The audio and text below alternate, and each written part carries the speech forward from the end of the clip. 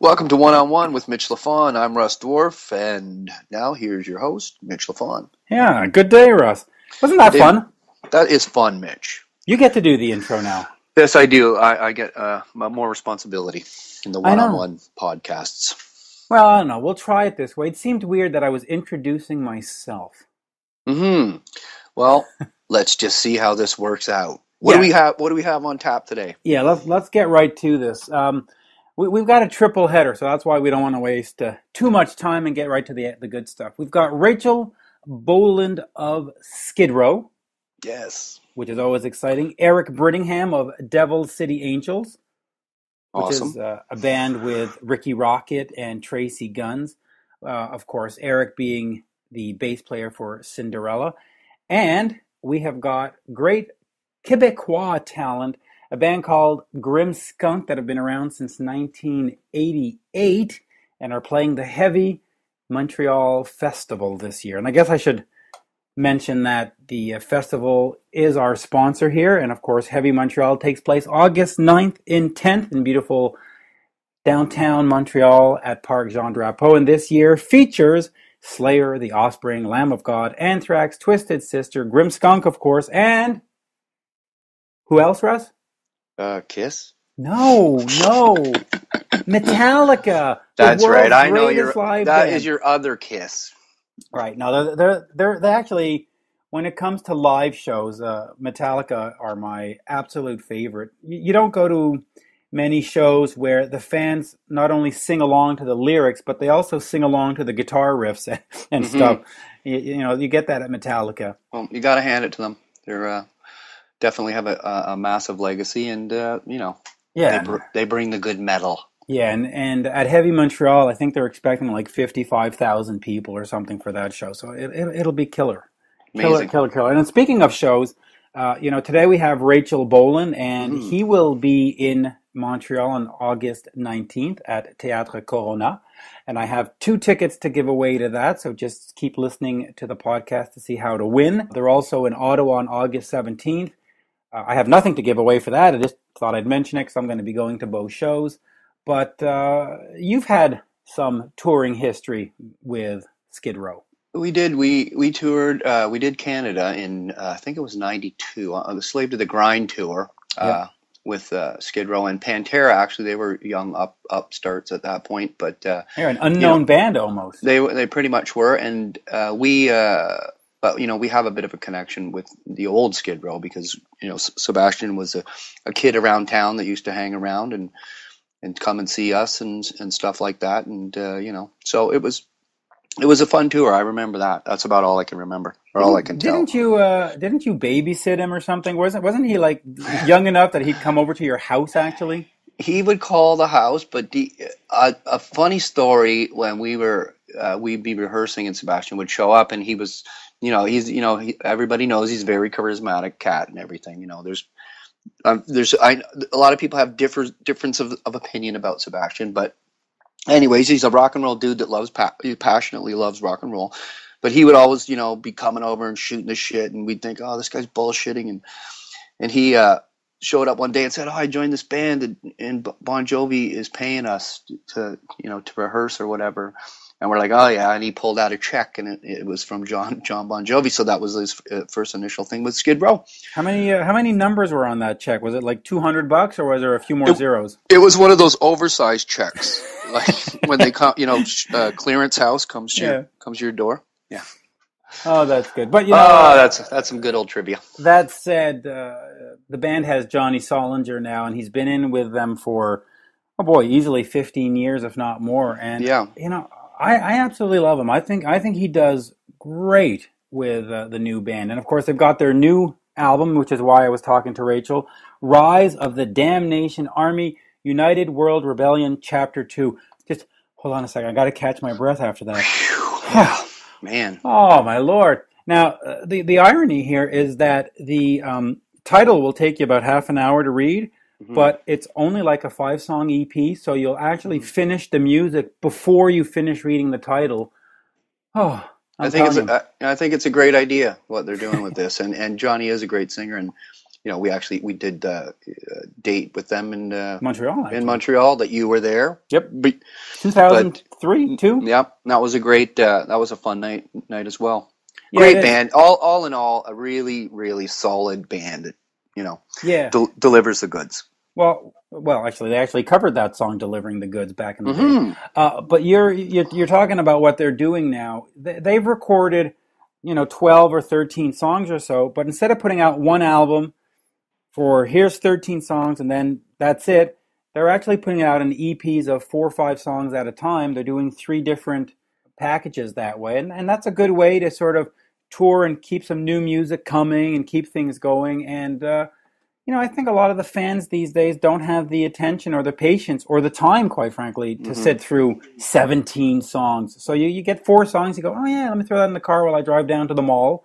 And, Great idea. And like you said, it keeps the ball rolling. It's, things have changed. We don't put out, work on a record for a year and then go and tour it for 2 years anymore. You need to, things are happening so fast because, the social media and the internet, you need to keep your name out there, and that totally keeps the ball rolling. Yeah, baby steps. And of course, they cover Aerosmith Rats in the Cellar on this one. Awesome. And they really nailed it. And speaking of putting out songs in small batches, we'll talk about this further, but you and the Dwarfs have 2 songs coming out at the end of August, and we'll leave it at that, and the fans can sort of wait in anticipation as to what that's going to be. But of course, they'll hear it here first, I would think. I think you are correct, sir. So let's stop beating around the bush and let's get right into Rachel Bolan talking about Skid Row and their new album with that really, really long title. We've got Rachel Bolan from Skid Row. How are you doing today? Doing very well, bro. Doing really well. So we're talking the new album, Rise of the Damnation Army, United World Rebellion Chapter 2. Wow. Should we make the title longer? Well, I think it's kind of ironic that it's an EP, so you've got a short album, but with a really long title. I haven't even thought of that. That's awesome. That's the way to go, right? Yeah.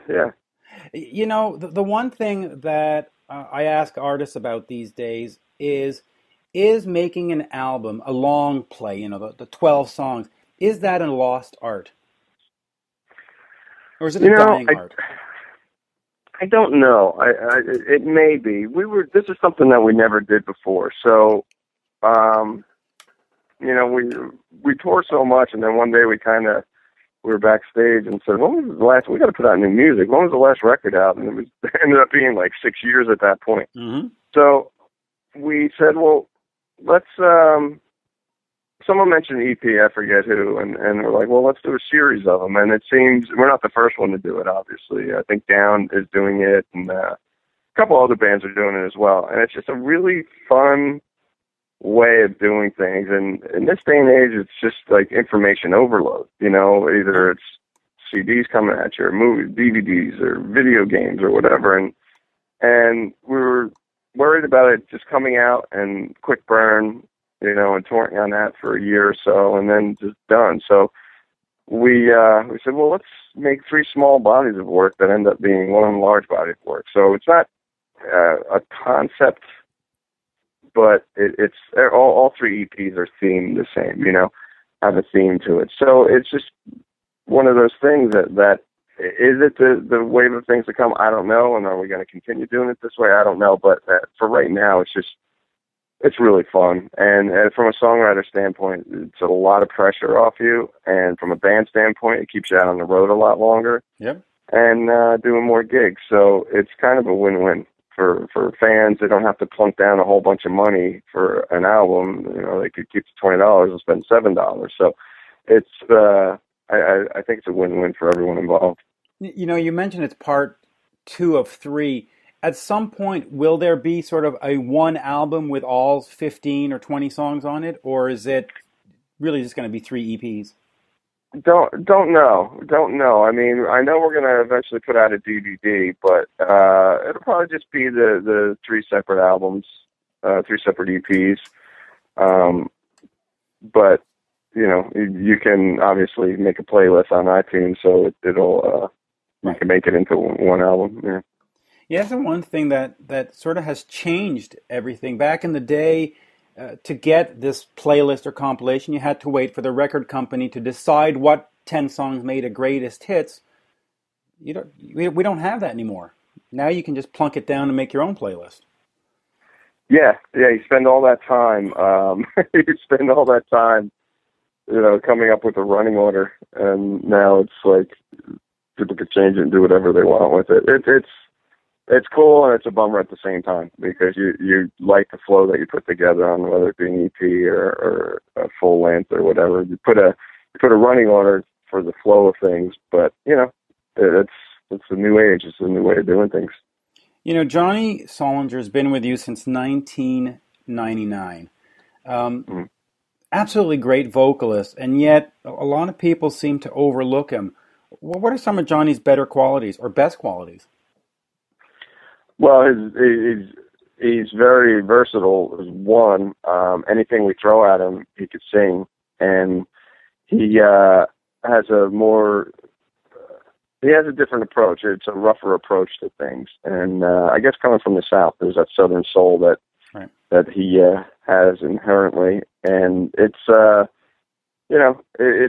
just been a blast being in the band with the guy. He respects our past, and he wants to do right by the songs, the older songs, but he also has his own thing to do as well. And when we put out new music, it's cool to have someone that you could just go to and say, here, try this, and it's there, Yeah. Now, on the new album, you cover Aerosmith's Rats in the Cellar. How did you choose that song? And of course, what does Aerosmith mean to you?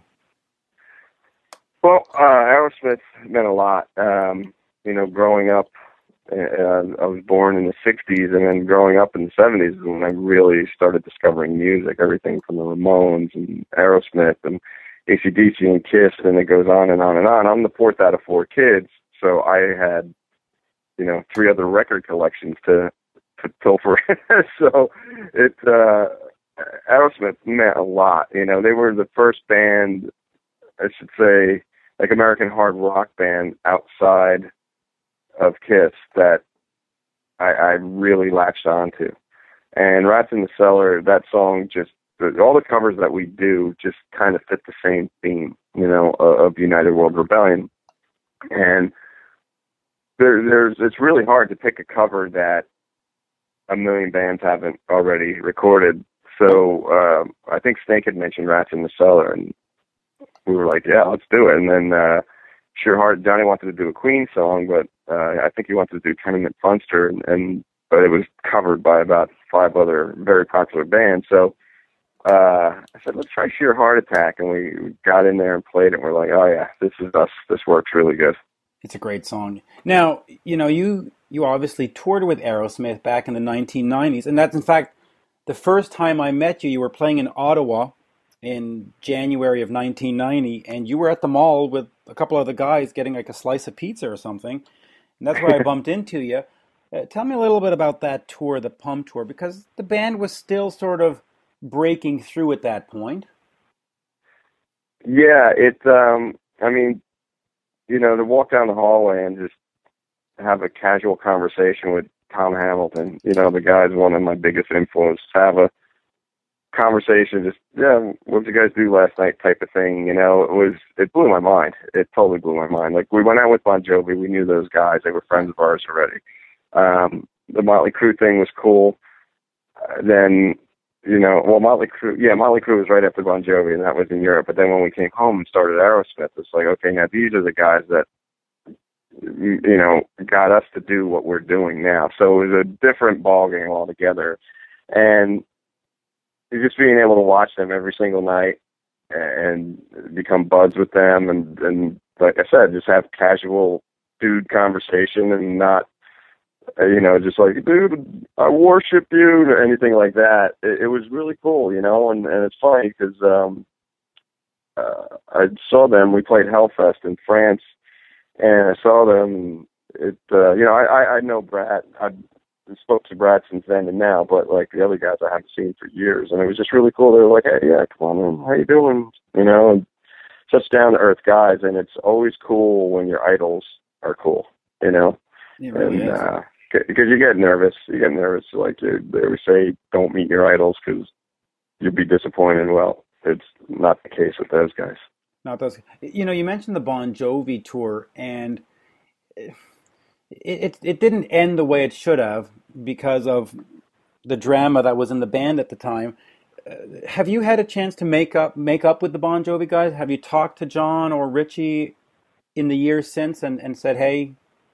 Oh yeah, absolutely. I mean, it was never as big a deal to me, the whole situation. I knew what we were agreeing to, and whether it was good or not, you know, I'd probably do it again because it puts Skid Row on the map. But yeah, no, I speak to John. I've spoken to Richie afterwards and Dave, and you know, those guys. When I still lived in New Jersey, I would see Dave out and about, and yeah, no, I probably spoke to John a couple months ago, and Snake talks to him on a regular basis.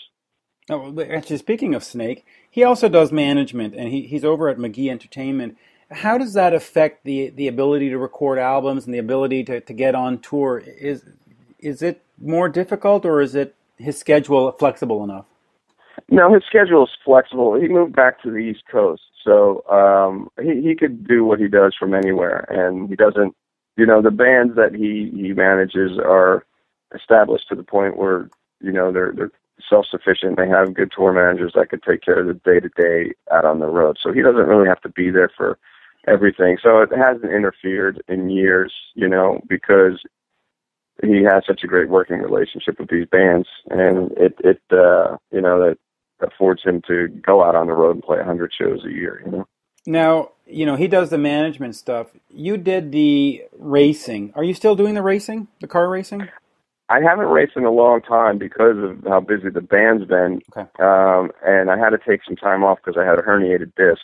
Oof. And it all stemmed from a wreck that I had in Charlotte. So and then, you know, when you throw 10 pounds of bass around your neck every night and jump around like an idiot on stage, it just aggravated it. And then one day I woke up and my whole left side was numb, and I was like, okay, I got to get to a doctor, and got the MRI and all that stuff. And the doctor said, you know, I told him that I race and stuff. He goes, you're going to want to wait on the racing because if you get T-boned one more time, we could be having a different conversation, you know.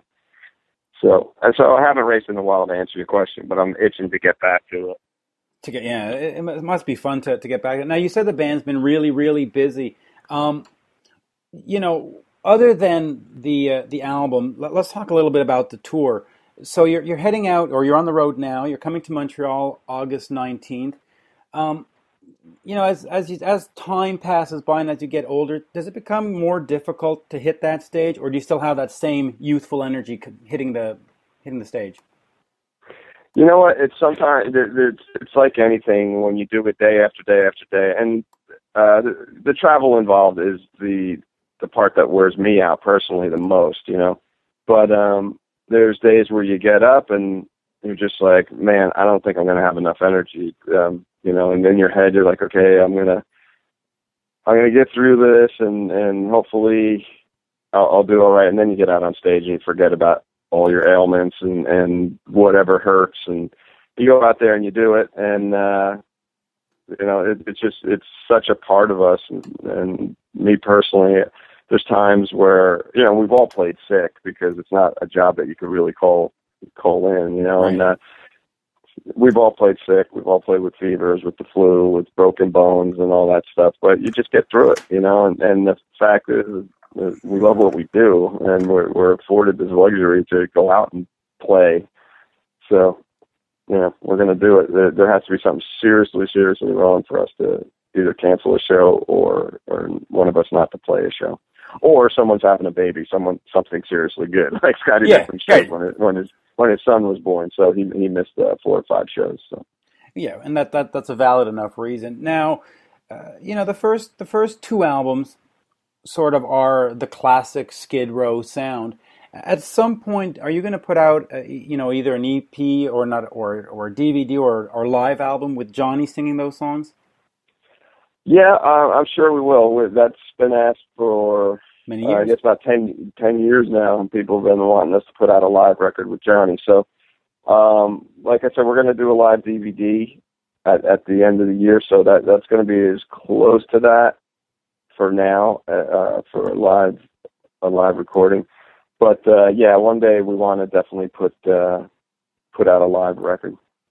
Yeah, because that would be actually fantastic. Now, recently you've been accused of hating money. Do you hate money? I do not hate money. That's just, yeah, that's just really funny. I mean, that was one of the silliest quotes I've seen in the last, well, ever. Yeah. Well, are you surprised? Are you really surprised? No, not surprised at all. And I'll ask you one more question in the same vein. At any point, do you plan on dressing up like Lady Gaga and singing some songs? Not in the foreseeable future. You know who I'm going to dress up as when I go on stage? I'm going to dress up as Rachel Bolan. Yeah, that's sort of the only way to, the only thing to do. So where does the band go from here then? The album comes out. When is part 3 coming through? Part 3, well, part 2 is coming out in the States. In August. In North America, it's the 5th, August 5th. And then overseas and the rest of the world is the 4th and the 6th. So 3 days consecutive, and the album will be worldwide. And literally where we go from here, after we finish this U.S. run, we're going back to Europe. We're going to play a Polish festival that we're headlining, and it's 500,000 people. So we're really looking forward to that. And I think that's going to be the DVD. But part 3 will probably we'll start it at the end of the year because we tour up till December 2nd, I believe. So I'll probably take a little breather, take the holidays off, and then start writing it, and then getting rehearsals, and get it out sometime in 2015. Oh, that'd be kind of cool. And let me just go back again to the past with the album Subhuman Race. What can you tell me about that album and working with Bob Rock?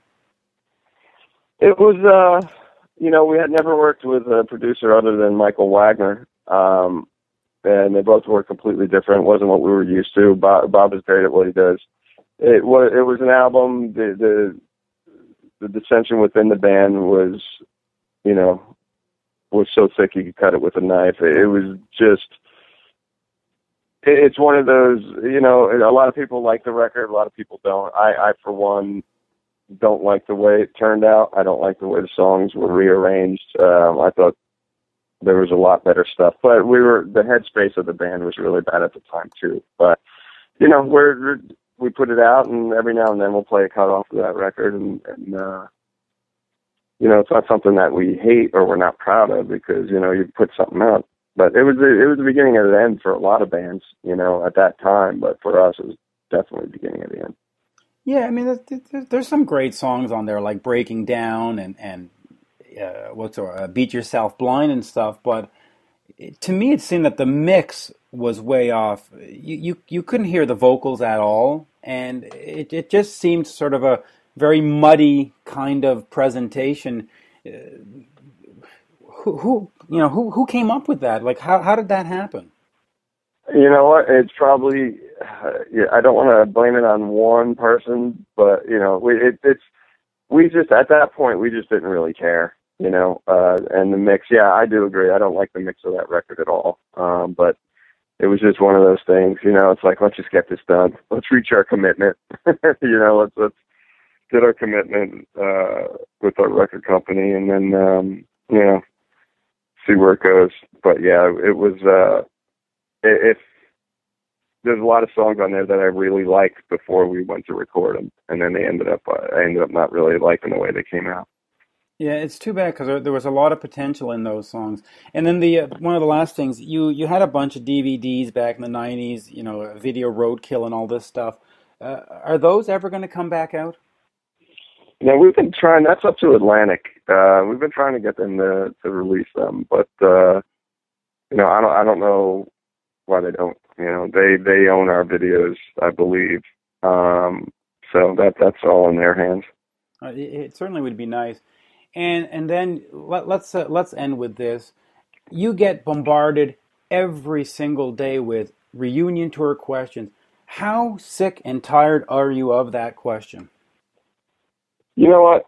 It's just one of those things. Yeah, it's a dead issue to me, and it should be to everyone else if they've read any interviews with us, because what it's come to, that I'm the only guy that doesn't want to do it, which is so far from the truth. Right. You know, but that's an easy way to point a finger at someone. Right. So yeah, but you know, it's not something we want to do. We want to continue making new music, continue having fun, and continue doing a ton of shows, you know? Yeah, and it just must be a frustrating question. I mean, I can see at some point you must want to just reach out to the interviewer and say, the fuck's your problem? You know? It's been 20 years. Leave me alone. Yeah, it is what it is. You know, there's the few people that just can't let go of it, and that's fine, whatever. But we're not forcing them to listen to us as we are. You know, you either like us or you don't like us, and that's the way it is. Yeah, they definitely should like you. And of course, for people in Montreal, the band comes through August 19th at the Corona Theatre, which is going to be a great night. It's been a long time since you've been in Montreal. I think the last time was, 2002, was it? That sounds about right. If it wasn't. Well, when did Thick Skin come out? Thick Skin came out, 2003. So it would have been 2003 then. Yeah, and before that, I believe it was in 2000 with Kiss. Right, with Ted Nugent. Yep. Who I interviewed yesterday. Right on. Yeah, so, when the fans come out, are they going to see sort of the classic songs, or are you focusing just on the EP, or what are they going to expect? No, they could expect a little bit of everything. You know, we try to get something from every record. We finally have the problem of trying to fit 25 years into an hour and a half. You know what I mean? And that's a really good problem to have. So we play everything everyone expects. We like to play some new stuff. And, you know, we'll reach for some deep tracks, too, that people wouldn't expect us to play from our past. Well, you know, since you just mentioned Kiss, I think it's obvious that you have to play Come On and Love Me from the B-Side Ourselves album. That one I'd have to really sit down and relearn. Yeah, that's a great tune. It really is. And, you know, you just jogged my memory. It really is 25 years. It's the 25th anniversary. Yep, 25th anniversary of the first record. You know, as a fan, that shocks me because to me, Skid Row is still a new band in a sense because, you know, to me, Cheap Trick and Kiss and Aerosmith and Ted Nugent, those were all the classic guys, and Skid Row were the guys I picked up after in my life, and you're sort of like the new guys to me, but it's been 25 years. Incredible run. It's pretty crazy to sit there and think that you know, more than half my life has been dedicated to Skid Row, and it's pretty awesome, actually. It really is. Well, Rachel, always a pleasure. Well, we should do this again soon, and looking forward to seeing you in Montreal. You got it, brother. There you have it. Rachel Bolan talking about the new album, the tour, and so much more. Any other words to add to that, Mr. Dwarf? Mr. I love Rachel. He's got a great attitude, and I think what they're doing is genius. Yep. It's going to be the wave of the future. Now, speaking of the future, these super groups of members of these big bands seems to be the sort of the wave of the future. Now, this time we're talking Devil City Angels with Tracii Guns, formerly of LA Guns, Rikki, Rockett. I don't even know if we say formerly of Poison or not, because the band, I guess, exists in theory, though Brett never sings with them anymore. Eric Brittingham, again, is it formerly of Cinderella? We'll find out. I don't know. I mean, I would love to see Cinderella make a new album and have a new tour, but it seems as though Tom has decided that going solo or doing solo shows is the way to do it. Mm-hmm. Who knows? And of course, there's Brandon Gibbs, who's in Cheap Thrill, which is another supergroup that features Corabi and Brittingham. You've played with Cheap Thrill a couple of times, I think, on the cruise, right? Yeah, the 13 and 14 Mort cruises. They were both on that, and yeah, I think John Corabi's filling in for Jeff LeBar right now, and I've done a lot of shows with the Crabs, and there's another great guy. But these guys are very talented to go see them. Like, they do some cover tunes and stuff, but they have their own material too. But they're really good, really professional guys. Yeah, actually, they have a new song that's out there on iTunes and where else? I think Reverb Nation, I believe, called "All My People" by Devil City. It's a good song. I was talking about Cheap Thrill, but yes, they have a new. Oh, right. Those guys have a new tune too. Yeah, I listened to it. It sounds great. Yeah, so let's not waste too much time here. Let's get right into this one. Let's listen to Eric Brittingham of Cinderella and Devil City Angels talking about his new band, new project, and the future. We are talking with Eric Brittingham of Cinderella, but also now of Devil City Angels. Good day, Eric. How are you? Pretty good. How are you doing, Mitch? Good. So, where do we start? I mean, you're the guy from Cinderella, but you've got this new band. Why don't we just go with that?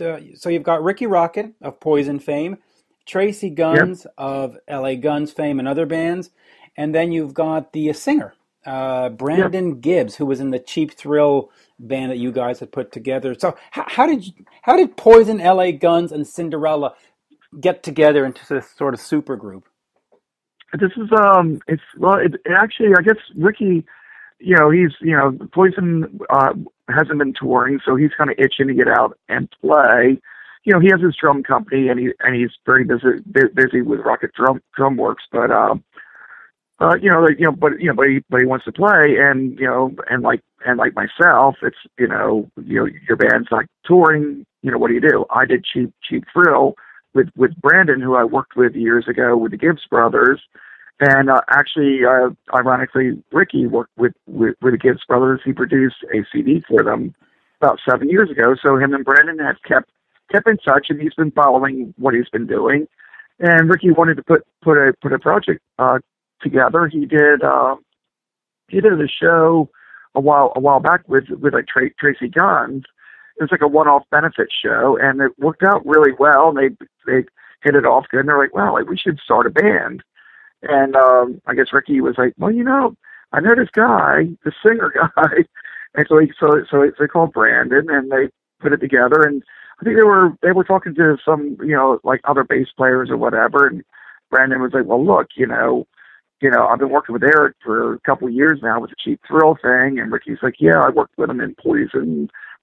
And been friends for 30 years, but not so. It just seemed like a natural thing. So we talked about it, and about 3 weeks ago, we got together in LA. Brandon and I flew out. We had a couple of days off. We're still out touring with the Cheap Thrill band, and we went out. We weren't really sure, if we were just going to talk about what we're going to do. But we were out there for like 2 days, and we recorded the song. It was an old Gibbs Brothers song, but we reworked it. We recorded it. We did a photo shoot. We kind of laid out a whole plan for the band in like 2 days. And 2.5 weeks later, we have a song out on Reverb Nation. It's being mastered now for iTunes. And the feedback has been great. So there's nice bottom in that song. Yeah, it has a nice groove to it. It's like I think that's kind of like like what we're going for is just kind of like sleazy, like good old school rock stuff, but with a little bit of a modern flair to it. So which that's where Brandon comes in. He's younger. He's actually he has a blues background, but he really is in tune with the pop side of things, and that brings like a more modern commerciality to the music that we're doing. And so right now we're just kind of sending demos back and forth, and Brandon and I are flying back out to LA in about 2 weeks, and we have an open-ended ticket, so I don't know when we're coming back. We don't have any more shows until the end of August with Cheap Thrill, so who knows like what we're going to come up with when we go out there. We're going to be rehearsing. We're actually starting like to book a tour. It's we kind of put that out there, and the phone has been ringing off the hook. We've been getting some great offers, and like, okay, well, I think this thing might have some legs. Yeah, it really so I guess, does. But what's it's like, well, let me sorry to cut you off, but what's the purpose of the band? Is the purpose to just play until Cinderella and Poison go back out on the road, or is the purpose to make new music and actually become a band that has a first album, second album? What are we looking at? Yeah, well, I think that's the difference between what we were doing with Cheap Thrill and this band. Cheap Thrill was strictly just to fill in.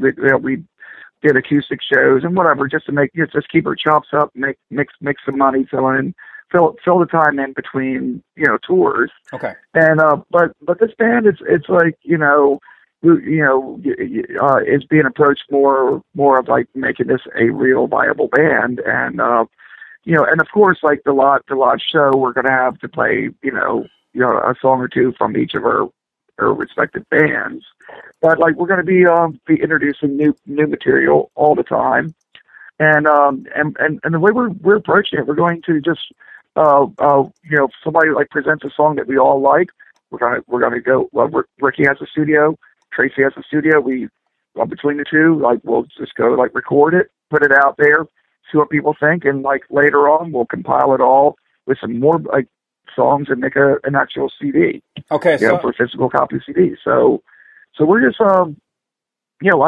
we're just approaching this kind of like in a very healthy way. We're not like the agenda is like first and foremost have fun, and that's and two, we want to make money because we have families, we have bills to pay. So I mean that's a given, but it's like we don't want to just if I just want to play covers, I would just stay home and like do it, But I think we're all itching like to expand our creative sides, and this is the perfect thing. It's like I played with Rikki.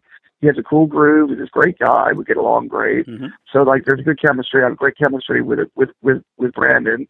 Tracii, I've only hung out with him a couple times, but this experience that we had a couple weeks ago recording, he was a blast to hang out with. Funny guy, tons of stories, and an awesome player. So I think the formula is like great. It's like we all kind of, the three of us are old school. We come from a 70s background, and that's kind of like what we want to do.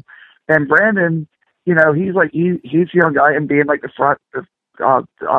singer and the front guy. He can kind of take like what we like and make it like a little more presentable to people, like to make it more relevant, I should say, Yeah.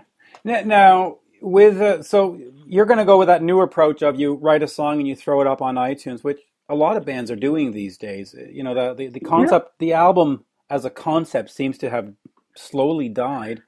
Well, I mean, if you look at the top grossing record for a year, it was a Frozen soundtrack, and that was at what 2.7 million, I think, and then second place to that, I think it was Jack White or something at 40,000. No, like there's somebody at like 700,000. I think it was Beyonce or right. It was another pop singer, maybe, I don't know. Whoever, and then I think a country guy, I think Luke Bryan or something was next at 400,000. Well, good God, I mean, like Cinderella did Heartbreak Station, sold 1.2 million, and was considered a flop. I know. It was like, wow, I would have been, it's like the second highest grossing record last year. So like the sales are just not there anymore. But then your digital downloads and streams are in the, Katy Perry is like up in the 7-8 million range, So it's like, yeah, that's where you're selling music now. So that's where we're going first. And like a lot of it's free. Like we offered, like a lot of like first day, like download it for free, whatever. And then, and then you can purchase it now, and it'll be on iTunes, like probably within the next couple of days. So, and we're just getting this machine up and rolling. Like I said, we went out with no agenda, and ended up doing a photo shoot. We have a merch company now. We have merchandise for sale. Just go to our Facebook, Facebook, whatever. Facebook.com, yeah, right. Yeah, it's easy to find, and good God, I mean, like people, I'm reading feedback where they've already gotten their T-shirts and things already. It's like, mind you, this all started 2.5 weeks ago. Right. So let's look at some of this stuff though here. This is kind of crazy, you know. It's like, okay, some people take like years just to make the record. It's like, okay, well, you know, in 2.5 weeks we got merch out, we have photos out there, we got songs. We have song out there. Let me ask you quickly about the songs, because we're not doing the album. You're doing one single at a time. So if fans go to a show, you're obviously not going to just play one song at a show. So what else are they going to see? Yeah. Well, like they're obviously going to see you know, like some Cinderella, some LA Guns, some Poison. They're going to see some like Brandon Gibbs stuff, or some things that I've been doing with him, which will probably be re-recorded as Devil City Angel songs. Okay. And then we'll be introducing new things. We have some like neat little ideas too. I think we had talked about doing like kind of like a little pre-party and after party, like VIP things where we'll do like a small like acoustic set and just actually like, you know, play like brand new ideas for fans, you know, which could be like a cool thing. It's like it's a good test, you know. Say, okay, like this song, like they didn't really like, and they really love this one. Right. It could be like a cool thing. It makes it special for the fans, you know. So it's like, instead of just getting pushed through like a line and getting something signed and quick picture, you know, like they get like a little mini show of 4 or 5 like acoustic songs, just kind of, you know, and they're brand new, like original material, no one's heard, and it's like, so what do you think? You know, a little bit like the Bon Jovi Pizza Parlor days. A little bit, and I think there's some country artists doing the same thing these days, and it's a cool intimate like thing, and it's like, yeah, I mean, like so many bands. I mean, Cinderella's done it, Poison. They do their VIP things. I know Tom's out doing his solo record. He's doing like the VIP thing, and it's like, and it's good. Excuse me, and you know, like they get a T-shirt and whatever. But you know, I think something like this makes it like a little more special. It really does. And so you get a chance to meet, you know, Rikki from Poison and Eric from Cinderella, where when you go to for the lack of a better word, the Poison Fests that we used to have in the early 2000s, you never got a chance to meet any of the band members. It was, you know, you shuffle through. There's a handshake, like as you're getting a picture, and you know, like almost like the Santa Claus scene from a Christmas story. You know, it's like exactly. Shuffle them off, just kick them down the chute. You know, it's like, yeah, I mean, like we want to, you know, and already you can kind of see with our Facebook and our Twitter, we're all personally involved in it. It's not like, you know, like we're using publicists and people like to do all that for us. We're going to be hands on, which is the way to go. Tour, and we're going to tour like the same way. We're going to, you know, like be accessible, you know, to, you know, like to a way more of a degree than we could be with Cinderella or Poison or even LA Guns or Brides of Destruction for that matter. Yeah, you know? With Brides with Nikki. Now, you know, and correct me if I'm wrong, but in Poison, Bret Michaels was the principal songwriter, and in Cinderella, Tom was pretty much the principal songwriter. Who's going to be writing the songs for Devil City Angels? Well, like we are. I mean, it's like, I mean, Tom in Cinderella, he wrote like 99% of the songs. I co-wrote three songs with him, but it's, you know, I have like a couple hundred songs that didn't make it, you know, for whatever reasons. But, you know, I don't want to get into that, but yeah, and I'm sure like everybody else is. I mean, Rikki, he just sent songs. I mean, he has like songs. Tracii has tons of songs. Yep. Like Brandon has tons. Like, so, I mean, it's really not even like a problem, because I'm sitting on like so many like of my own songs, and actually I have about 10 songs that I demoed with Tom like years ago, before we did the Sony deal that we had worked up to present for that deal, which never happened. So I have all of those songs also, but it's like we, you know, and we really want to explore actually sitting down and you know, and writing as a band. Some of those, sorry to cut you off, but some of those songs that were part of that Sony deal ended up on Tom's solo record, like Solid Ground, Cold Day in Hell, Fool's Paradise. I mean, those dated back, they're 15 years? We were working them up, probably in 99. Yeah. Or maybe even like sooner, like 98, 99. We were demoing them. I mean, the three of us like demoed like all those songs as well. So, and then he finally put it out like last year, and he's still touring on it. Yeah. He's still working his record, and I hear that's going well. So that's great. Let's get into that a little bit then. What does that mean for Cinderella? The Sony deal, from what I understand, contractually prevented you from putting out music for the early part of the 2000s. Is that past now? Could Cinderella put out new music today if they wanted to?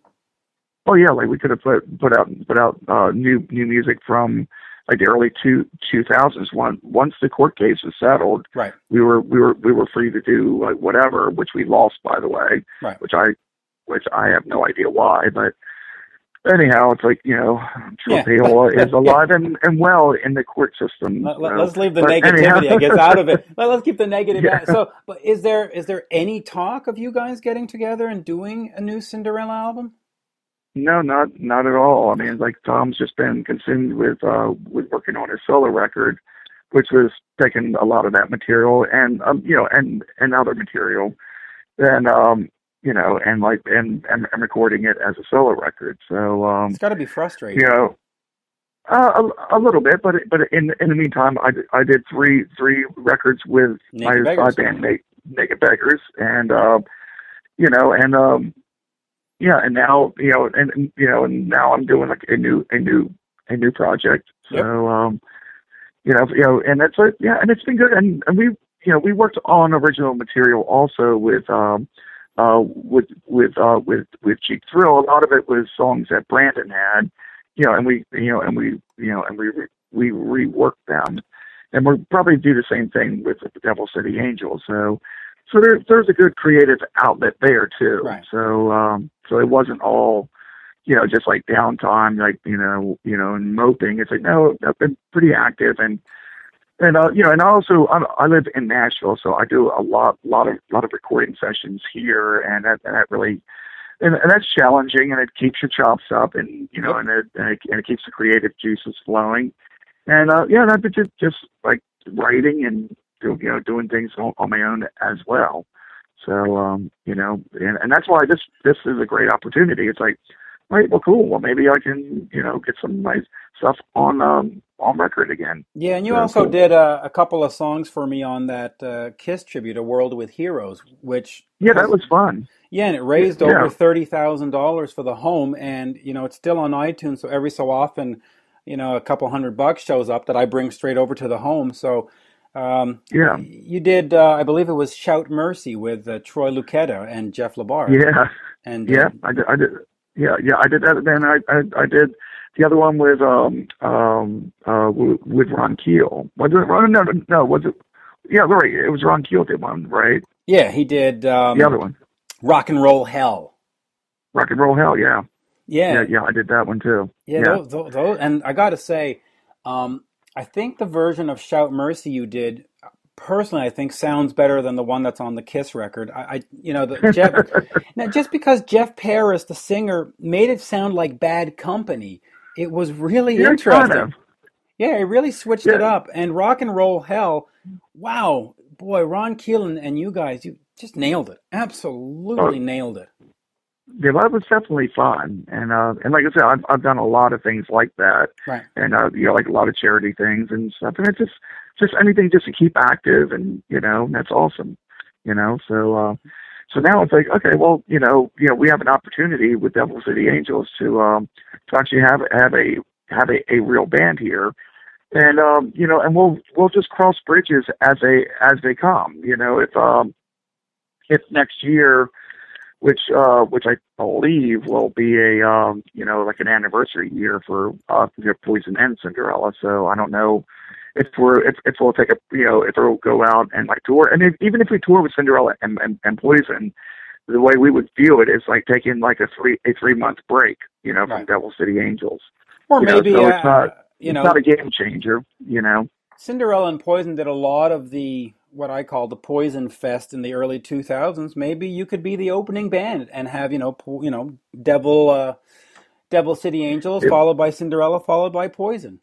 That would work for me. I wouldn't mind pulling double duty. I've done it many times. That's how I started out with Brandon Gibbs. The Gibbs brothers was opening for Naked Beggars, and the day we were leaving, to do this string of dates, their bass player quit. So I was like, I'll just play bass in both bands. So I learned their songs, and so I went out and did like an hour and a half with Gibbs brothers. Went off, dried off, changed clothes, went out, did another hour and a half, 2 hours with Naked Beggars. So, it's very doable. Yeah. So, I guess my other question was, maybe you've just answered it, but for all intents and purposes, is Cinderella over? And I guess the answer is no now, right? That's sort of what you're letting... it's not over. It's just like Tom's busy with his solo project, and he's still working that. So I don't know. He said he would like to tour next year. So, but we have to see what everyone else is doing. I don't know. Fred, as you know, he's doing the music for a new NBC show called The Night Shift, which was the #1 rated show last month. So it got picked up for a new season. So he's very busy with that. Jeff has a solo record coming out. So it's on Rat Pack Records. So everybody's kind of busy doing their things. But in history, we've always kind of put all of our things aside and gone back and worked with Cinderella when we got the call. So I'm sure that we'll do the same thing. I'm sure Rikki will probably do the same thing with Poison. And but even if that happens, that doesn't mean that that that's the end of this band, because I think, like I said, we're definitely approaching it more of a real band and not just something to go out and make some money and whatever, play some covers, which we probably will throw some choice songs and just some kind of pull some things from left field, which Brandon and I did with Cheap Thrill. We played everything, we kind of did our own versions of songs from Seether to REO Speedwagon. So it's like, and we've talked about doing pretty much like the same sort of thing. So like I said, it's going to be a really fun project. It really is. Yeah, I'm very much looking forward to it. And of course, we should tell folks to head over to the Facebook, which is facebook.com/Devil City Angels. Anything else?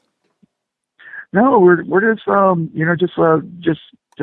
follow us on Facebook, and I mean it's things are moving quick. It's changing quick. Like I said, we're heading out in like 2 weeks for booking shows. I think starting in September. And we're just going to see what happens with this thing. We have a good thing going, and there's a good vibe, and there's good buzz about it. So, hey, it's like we come to your town, stop by and see us. Yeah, I'm very much looking forward to it. I think it's going to be great. I mean, the players involved in the band are all great. So, I don't see how the band can't be great, quite frankly. Yeah, it's a pretty good chemistry. Like I said, I was actually kind of surprised. I filled in for Bobby back in 2009 at the end of the Def Leppard tour, and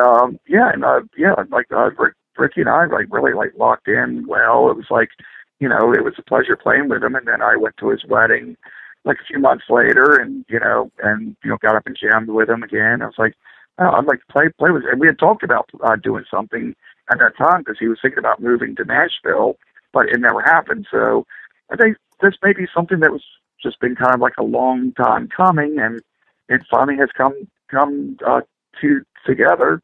And we're just going to see what happens. I'm very much looking forward. Eric, always a pleasure. Cool, always. Yeah, I appreciate it, and I guess and I'll keep you up to date with anything, and I'll send you a real copy of the song, so you have like a nice clean download. So, yeah. But of course, people can also go to iTunes coming up, and of course, Reverb Nation to check it out. Yep, absolutely. Thank you. Awesome.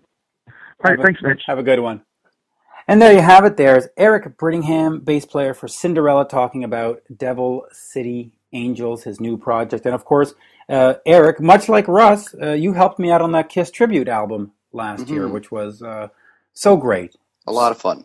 A lot of fun. You know, it actually provided not only good music, but a lot of goodwill. You know, Sean Kelly, for example, who had never met John Regan or Todd Howarth, now are in a band with him doing 4 by Fate. Yes. He's writing with Honeymoon Suite. You've had a chance to, you know, you put out Hard Luck Woman, and, you know, the iTunes sales on that have been great. People just seem to love your voice and your version of that song. I think you knocked it out of the park. Well, my wife actually likes that version, so that's a miracle too. Well, yeah, because she likes nothing that you do normally. Absolutely, except for barbecuing. But right. And the other great thing about that whole adventure is, you know, it was to a great cause. Yeah, the Vaudreuil-Soulanges Palliative Care Home, and to this date, as we're recording today, it's over $30,000 that was given to them in cash. So that's awesome. That's great. You know, totally fantastic. Can't beat that. So speaking of Quebec bands and Quebec, why don't we get on to Grim Skunk? This wonderful band out of Montreal, who are part of Heavy Montreal this year. They are described as a punk rock progressive world music band, otherwise known as world punk. Yes, they are. Isn't that that's fascinating. I've never heard the term world punk. I know. Are you making this up? No, I'm not actually. Okay. It's actually what they're considered to be. But did they sing in French? They sing they sing not only in French. They have songs in English and French, Spanish, Greek, and Persian. Okay, that's the way to do it. That's covering a lot of markets. It really is, and in their songs, it's unbelievable. They include punk influences, obviously, hardcore, reggae, progressive, I should say, psychedelic rock, ska, rap, world music, and they're basically a little bit like Canada. They're sort of a melting pot where they take from every corner of the world and they throw it on an album. It sounds a super eclectic punk. It is, and you know, they have over 10 albums. And what's interesting about that is with the kind of sound that they have, especially back in the late 80s when they started, record companies were like, yeah, you know, we'd rather have another Bon Jovi, but thank you for that. And so they started their own record label, INDICA Records. And, you know, their last release, Set Fire, was in 2012. And they've been doing it the indie route ever since. And they'll be playing the Heavy Montreal Festival. Yep, and they play around here all the time. They have an incredibly busy schedule every summer. So, you know what? Why don't we just get into it? We'll listen to Franz of Grim Skunk talk about the latest album, the record company, INDICA Records, and, of course, what it means to play at Heavy Montreal, which I will remind listeners takes place August 9th and 10th at Parc Jean Drapeau. Where, Russ? In beautiful Quebec. Yeah, Montreal, beautiful downtown Quebec. Montreal. That's right. You know, we don't want to make people go up to Quebec City for any reason. All Canadians bring your passports.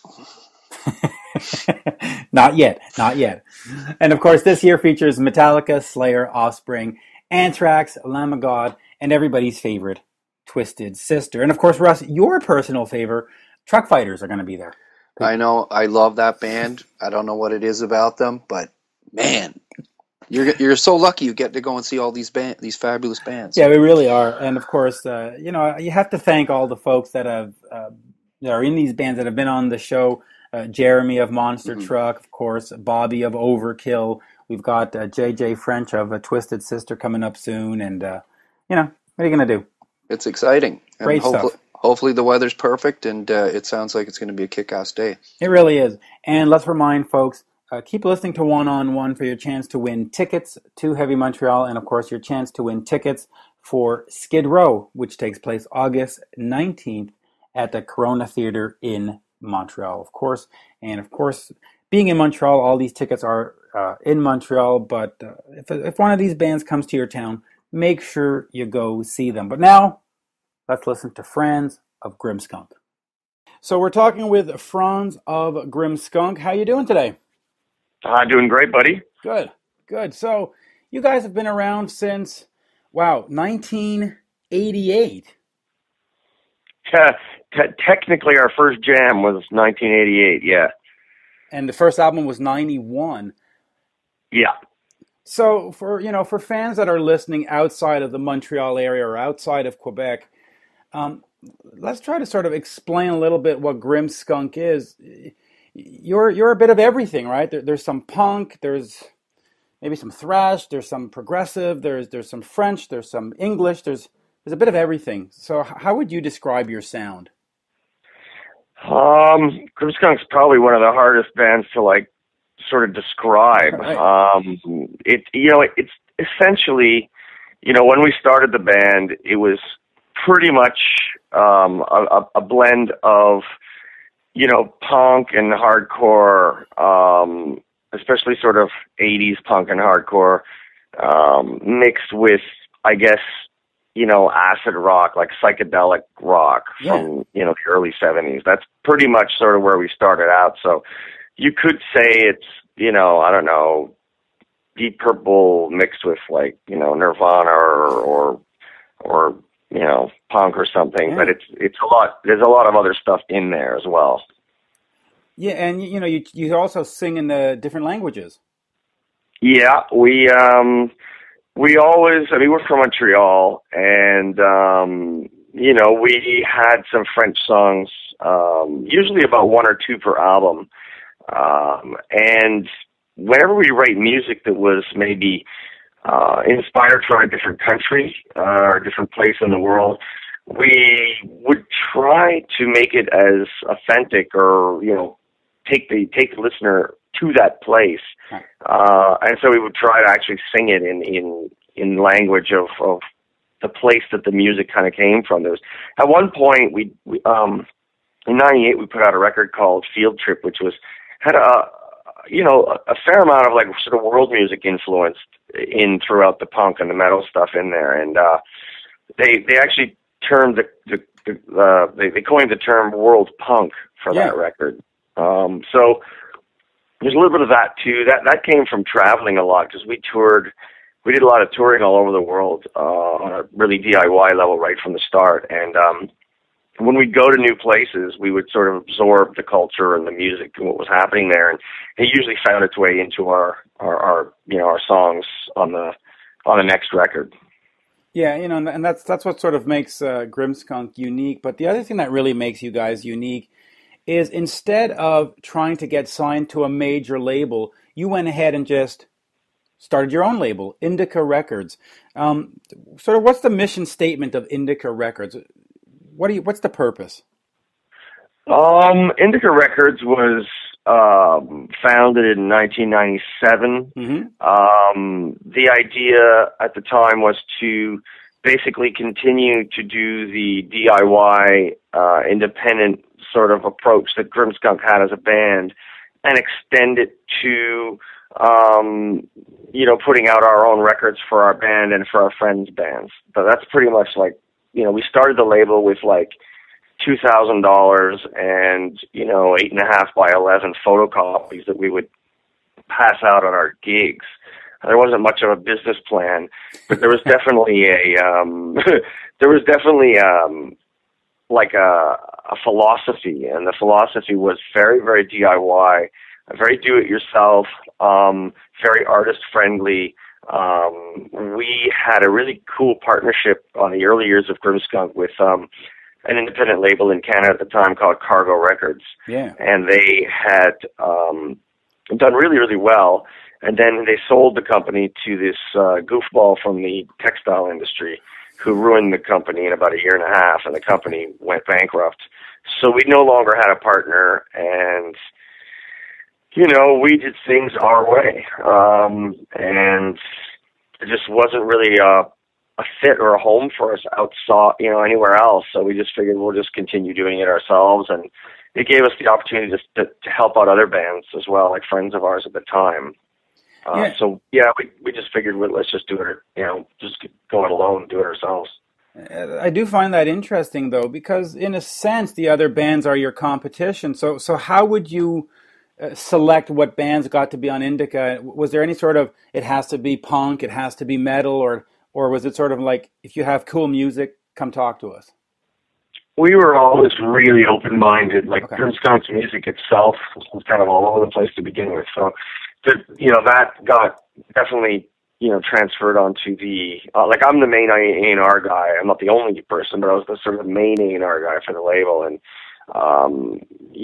I was interested. I love all kinds of music, or certainly a lot of, I don't really like opera very much, but, I like most sort of popular kind of music, you know what I mean? Any kind of sort of rock, pop, indie, like anything that's sort of for the masses.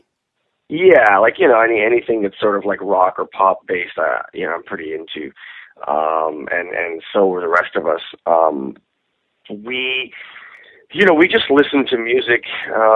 People would send us demos and stuff. We would just sit there and listen to it together and say, well, we like this or we don't. And, we'd sort of take a look at projects on just sort of like whether it spoke to us or not.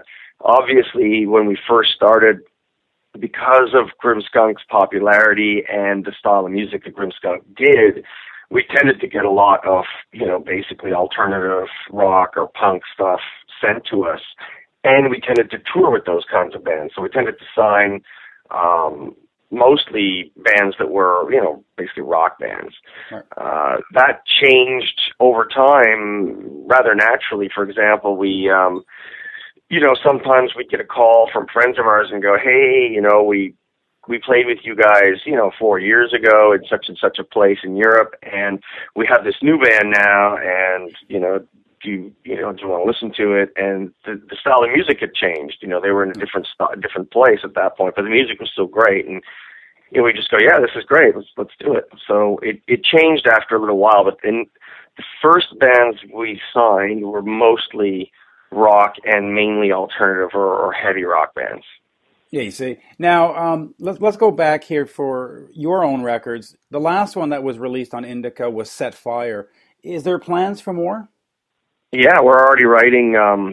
We're in the process of writing and working on a new record right now. Okay. We've got like just an insane amount of song ideas and bits and parts that we're sort of putting together. We're in the early stages of writing and putting songs together, and we're looking at recording a new record in Vancouver with a guy called Garth Richardson, who did not our last record, the one before Set Fire, who also did the first Rage Against the Machine record and lots of other great records. He was great to work with. So he has a new studio out in Vancouver now, and I went out and visited about a month ago, and it's a wonderful place, and we're really keen to get back in the studio with him and pump out another great album for next year. Is there any kind of set sound? Are you going to try to sort of stick in that classic Grim Skunk vein, or are you exploring new territory? What? You never know with us. Honestly, you never know. We've got a lot of ideas. I mean, obviously, the spirit of the band will stay the same. There'll be songs which are socially or politically, leaning, where we're trying to. It's punk, so we're trying to. I don't know, say what we feel about the world today and criticize the idiots out there and try and make a positive change in the world. I mean, that's part of who we are, but it's not all that we are. We also have songs about, just having fun or smoking weed or whatever, we have songs about all kinds of stuff. And in terms of the music, I mean, I think all kinds of different sounds will find their way into our music. I mean, if I go by what I've heard, it's a massive blend of a lot of different stuff, which will still sort of, mix, something like, sort of like heavy stonery kind of rock, with obviously that Grim Skunk organ, that deep purpley kind of like organ sound that's signature of the band. Yep. So kind of like a Black Sabbath sound, maybe mixed with with modern rock and punk, which will always find its way into what we do, because that high energy, fuck you, we don't, we're not taking any bullshit kind of approach to life, which is sort of what we're about, finds its way into our music. And it needs to be fast, it needs to be urgent, and yeah, that would probably be what it'll sound like. I mean, Garth, when he met us, I think he said, "Oh, it's Deep Purple meets Nirvana." That's what he thought when he first heard us, and it'll keep that basic sort of blend, and there'll probably be different musical styles or even musical cultures, which will find its way into little bits of songs here and there. I just don't know where it'll go yet, because the inspiration, we're really open-minded. We're very, very open-minded, very free-spirited people. Yeah. And we like to try to push the envelope and do new things every time we make a record. Oh, it's going to be cool. Now, you're also playing the Heavy Montreal Festival in August. Tell me a little bit about Heavy Montreal. I mean, it's a great festival, and you get to play with, The Offspring and Slayer and Lamb of God and, of course, Metallica. What's it going to be like for you?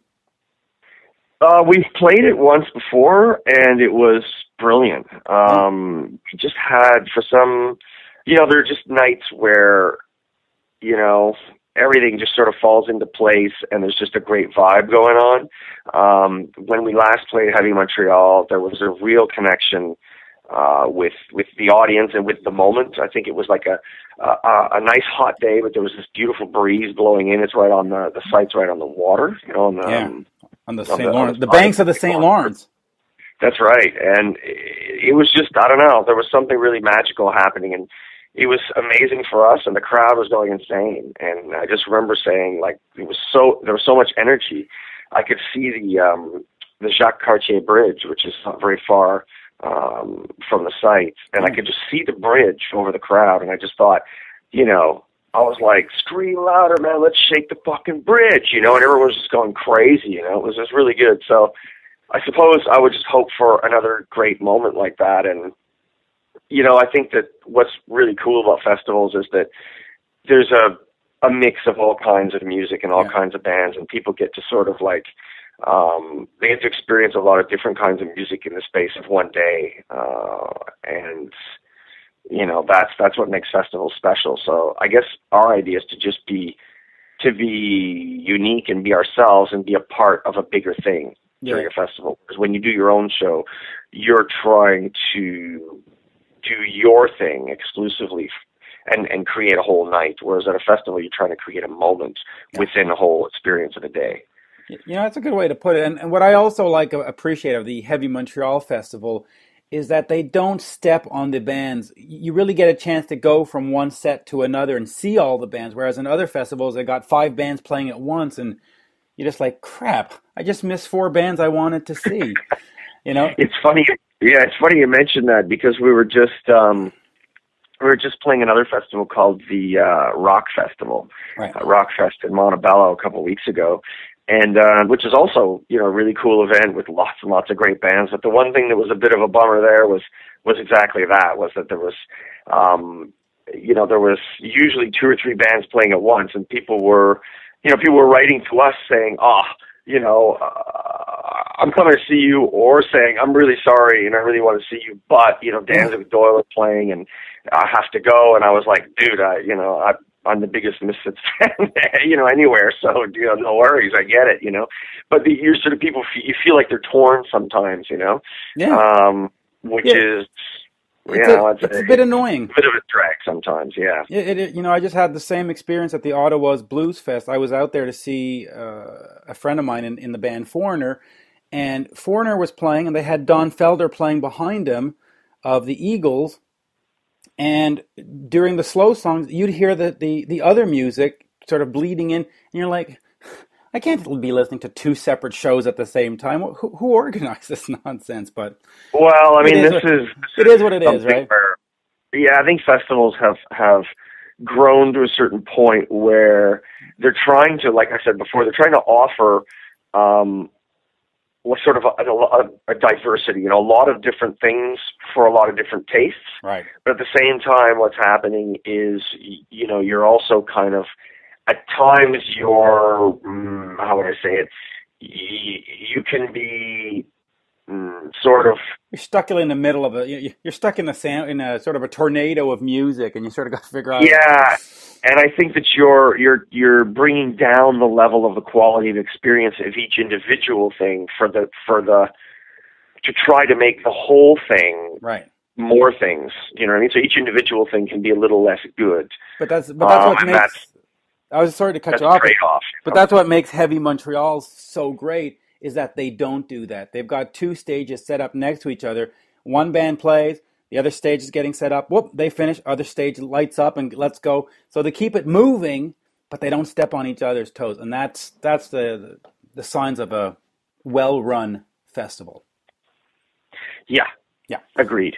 So there you go. So I hope, I'll be there on August 9th and 10th. I'll make sure to come out and check out Grim Skunk. And of course, if fans who are listening to this want to check out the band, it's grimskunk.com. Franz, this was a pleasure. It was a pleasure, Mitch, man. And we'll see you in 3 or 4 weeks from now. Absolutely. Looking forward to it. Have a good one. Ciao. Bye-bye. There we go. We got Franz of Grim Skunk. I'm surprised they don't have a Hans in that band, quite frankly. Hans and Franz. Yes. That was good. It was interesting, for sure. These guys believe in what they're doing. It just goes to show how amazing it is sometimes how bands have such success in a certain market and they can't export it to other places. Now they've played Europe and they've played in the States, but in Quebec, boy, a Grim Skunk show will get 1,500 people every time. Yeah, well, sometimes that's just a case for a band. You're more regional than you are international. Yeah. But they might not have gone anywhere if they didn't have the enthusiasm for their own project. They've done everything themselves, so they're a mom and pop operation, and they've succeeded at it. It's good. Oh, absolutely. So there you go. Well, I hope folks enjoyed Rachel Bolan of Skid Row, Eric Brittingham of Cinderella, and of course Franz of Grim Skunk. Tune in next week for more interviews featuring me, Mitch Lafon, and of course my co-host Russ Dwarf will be here, or Mark Striegel. We like to have sometimes 2 or 3 involved. Any last words, Mr. Dwarf? Go out and have a good day. Out? No. We can't go outside. Okay, stay in. Stay I'm going in, out. Listen to the podcast. That's right. Well, you can listen outside too. Oh, that's right. People have cell phones. Mm-hmm. Oh, yeah, hell. Hey, go outside, listen to the podcast, and then spin a Killer Dwarves record. There you go. See? And wait for the great news we have coming in August. Yes, that'll be exciting. Thank you, folks. All right. Cheers, Mitch. Cheers.